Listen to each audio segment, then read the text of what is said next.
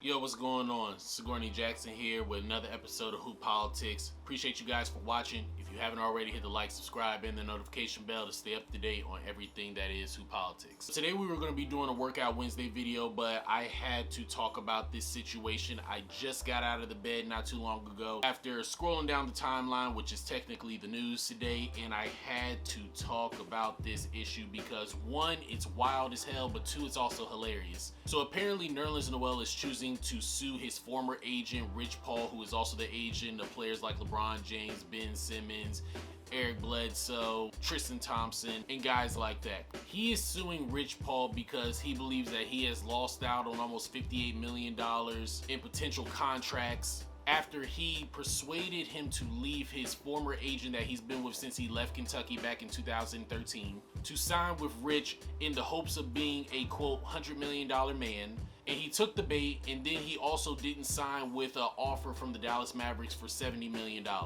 Now, this is a wild story right now because you really don't know who to believe. Do you believe that Rich Paul really told Nerlens Noel that he's a $100 million guy? Is Nerlens Noel making all this up? We don't really know, but we do have a little bit to talk about right now with this article. So in this small snippet, it says, Paul, who represents the likes of LeBron James, Anthony Davis, Trae Young, Draymond Green, and Ben Simmons, is alleged to have interfered with Noel's pre-existing relationship with Happy Walters, who had represented Noel after he was drafted into the NBA out of the University of Kentucky in 2013.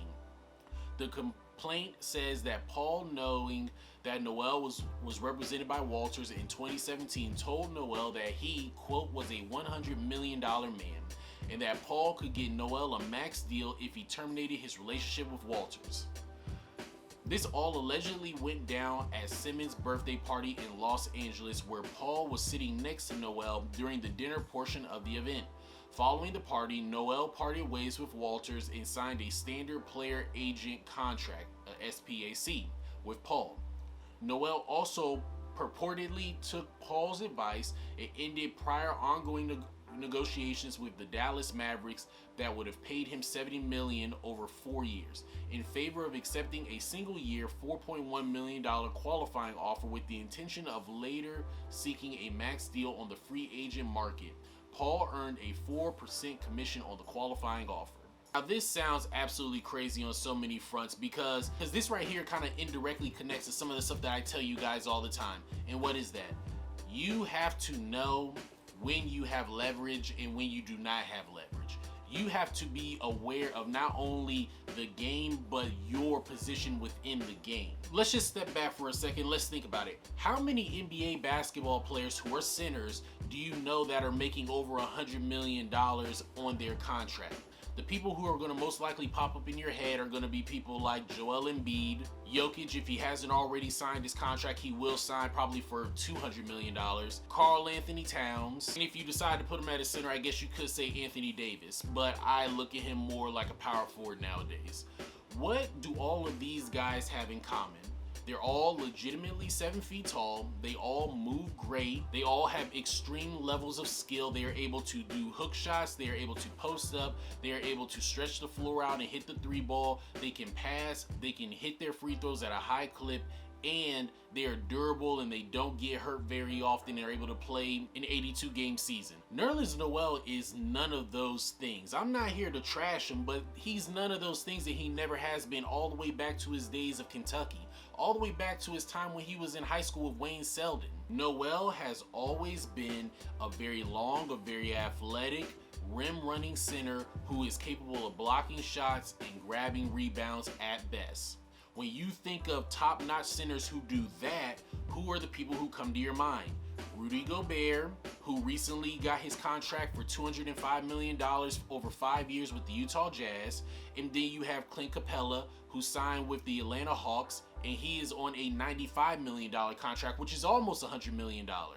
And then the other top-notch guys that you would think about who are actually really good rim-running centers who block shots and grab boards are people like Dwight Howard and JaVale McGee, who are not even signing for $10 million in a year on their contracts. So some of you might be thinking, okay, well, if Rudy Gobert can get it and if Clint Capella can get it, then why can't Nerlens Noel get it? Well, let's just look at some stats real quick just to kind of get an idea of where we are with this. In 2017, when all this was going on, Rudy Gobert averaged 13.5 points and 10.7 rebounds. The next year, in 2018, he averaged 15.9 points and 12.9 rebounds. 2019, 15.1, 13.5 rebounds. This past year in 2020, 14.3 points, 13.5 rebounds. He is averaging a double-double at a high level, and he's getting a lot of rebounds, and we already know he's also the leader in blocks per game. That's a $205 million contract guy. But let's look at Clint Capella, because if he's only making 95 compared to Rudy Gobert's 205, then it has to be drastically lower than Rudy Gobert in stats, right? In 2017, Clint Capella was averaging 13.9 points per game and 10.8 rebounds. The next year, 16.6 points per game, 12.7 rebounds. The next game after that, 13.9 points and 13.8 rebounds per game. 2020, 15.2 points per game and 14.3 rebounds per game. Both of these guys are averaging really good double-doubles. They're averaging 14 and 12, 15 and 15 points per game. That is something that all NBA basketball teams need. You have to have that. If you are not going to be an ultra skilled big who can post up, who can hit shots, who can handle the ball, who hits their free throws, at the very least you have to be somebody who can catch lobs and who is blocking shots and who is rebounding at a very high level. And by high level, I mean 12, 13, 14 rebounds per game. Now let's look at Nerlens Noel. In 2017, Nerlens Noel was averaging 4.4 points per game, 5.6 rebounds per game. 2018, 4.9 points per game, 4.2 rebounds per game. 2019, 7.4 points per game, 4.9 rebounds per game.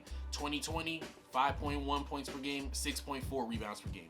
Now, what I will say about this, because I like to be fair, is Nerlens Noel is not playing the same amount of minutes as these other guys are. He's been averaging about 15.7 minutes per game, 13.7 minutes per game, 18.5 minutes per game, and in 2020 he was averaging 24.2 minutes per game. So I mean, I don't really have an excuse for him on that one. But even with that being said, you are not putting up $100 million man type of numbers.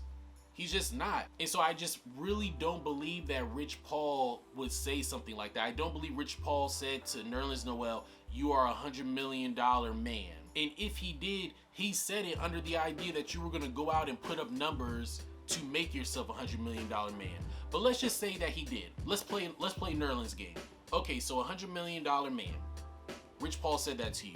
You don't think to yourself that you're not putting up incredible numbers, and the way the league is going at that time, because this is 2017, 2018, this is during the time when the Warriors were killing everybody. This is during the time where GMs and agents were questioning whether or not they needed traditional centers. So the market already is low for you. The market is already saying that we may not need you. Then you're not putting up great numbers. Then you're not ultra skilled to where you can play some 4 and some 5 and guard multiple positions. So at what point do you look at yourself and say, yo, that's not who I am? Or at least not right now. And then you're saying that Rich Paul was able to finesse you basically into leaving your agent that has been with you since 2013. That's not Rich's fault, that's your fault. You're a grown man. You made your decision. We have to get out of the idea of thinking that it's everybody else's fault but mine when we have all the power to make the decisions we want to make.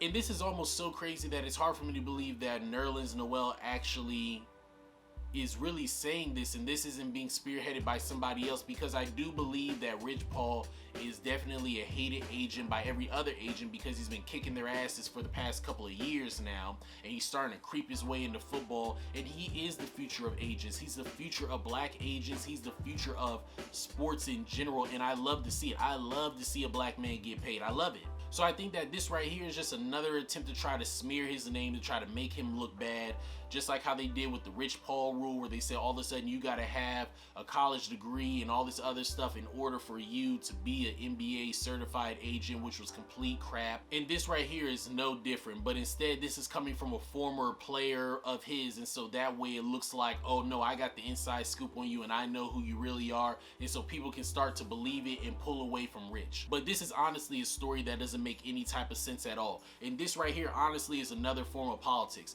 When they can't beat you, they talk bad about you. They try to smear your name through the mud. And like I said before, let's just say that Rich Paul really did say this. And personally for me, I would have signed with Rich Paul. I would have signed with Rich Paul because he has done a great job of getting a lot of people paid who shouldn't have got paid. I'm not gonna call any names out, but there's a lot of you guys out there who should be naming your kids Rich Paul right now. But I would have signed with Rich Paul. But I also would have said, I don't know if I'm a $100 million dude. You still have that choice to say, yo, I'm going to take this deal right here because this is more money than I thought I probably would have made, and the market seems like it's not going in my favor right now anyway. You are responsible for your career. Yes, you have an agent, you have a handler, but you need to be double tracking and checking your own work. No different than when I tell you guys in high school, in JUCOs, whatever it is. Yes, you might have a handler, you might have a college coach who's looking after you, or a high school coach who's looking after you, but do your own work. Don't just sign to a team because your coach told you to go sign with this team. Look and see, yo, who's on that roster? What has this coach done? What does this coach have in mind for me? Does it line up with what I want? I'm a 5'11 shooting guard. How many high major schools are taking a 5'11 shooting guard? None. All right, cool. So I probably shouldn't be waiting for high major just because this coach tells me high major when I already got VCU and Wichita State sitting right in front of me. You have to make the best decision for you. And whatever decision you make, whether it turns out good or bad, you have to own that. Nerlens Noel, I'm sorry that you end up losing a lot of money, but I'm not sure if this is the way to go about getting your money back because it just doesn't really look good on a lot of different fronts. Rich Paul, keep getting your money. If you told Nerlens Noel that he's a $100 million man, then you're a bad person, but I'm not sure if you really said that. If y'all like this video, give it a thumbs up, share it with a friend, subscribe, hit the notification bell to stay up to date on everything that is Hoop Politics. Follow the Instagram and the Twitter at hoop_politics. What do y'all think about this situation? Do you think that Rich Paul actually told Nerlens that he was a $100 million man, or do you think this is all fluff and just a way to get Rich Paul down in the mud and so that agents can get some of their players back? I think it's the latter. Let me know in the comment section, and as always, God's always control. Peace.